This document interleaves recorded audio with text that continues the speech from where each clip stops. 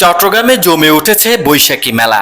এই মেলার পাশাপাশি প্রতি বছরের ন্যায় আগামীকাল শনিবারও হবে ১১৭তম আসরের আব্দুল জব্বারের বলি খেলা।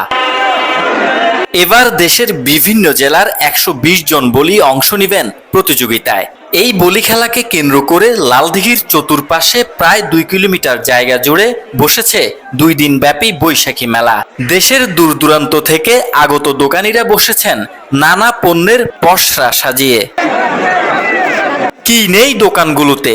মাটির তৈরি তৈজসপত্র, খেলনা থেকে শুরু করে ফুলদানি, পুতুল, বেত কাঠ ও বাঁশের তৈরি নানা আসবাবপত্র, হাত পাখা, মাছ ধরার পলো, ডালাকুলো, গাছের চারা, শীতল পাটি, দাবটি, ছুরি সহ গৃহস্থলীর সব ধরনের সামগ্রী বিক্রি হচ্ছে এসব দোকানে। আজ শুক্রবার ছিল মেলার প্রথম দিন।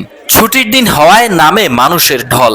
শুধু শহর নয়, চট্টগ্রামের আশেপাশের উপজেলা থেকেও দর্শনার্থীরা এসেছে মেলা উপভোগ করতে। তবে তীব্র গরমে অনেকটা হাঁফিয়ে উঠেছেন অনেকে। কিছুক্ষণ পরপর খাচ্ছেন লেবুর শরবত। তবুও বহু বছরের এই ঐতিহ্যবাহী মেলা বিমুখ হচ্ছে না কেউই। সবাই কিছু না কিছু কিনেই ফিরছে বাড়ি।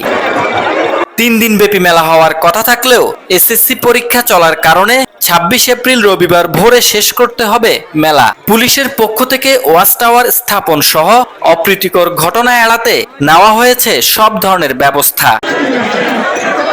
চট্টগ্রামের অন্যতম প্রধান এই মেলা থেকে পণ্য কিনতে লোকজন পুরো বছর অপেক্ষা করে থাকেন। কারণ এখানে একসাথে যত ঐতিহ্যবাহী পণ্য পাওয়া যায়, স্বাভাবিক সময়ে তা পাওয়া অনেকটাই মুশকিল।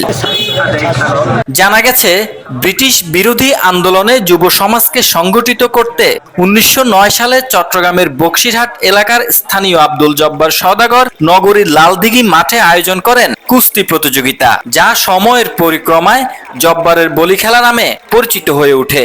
প্রতি বছর বৈশাখের ১২ তারিখে লালদিঘির ময়দানে অনুষ্ঠিত হয় এই বলি খেলা।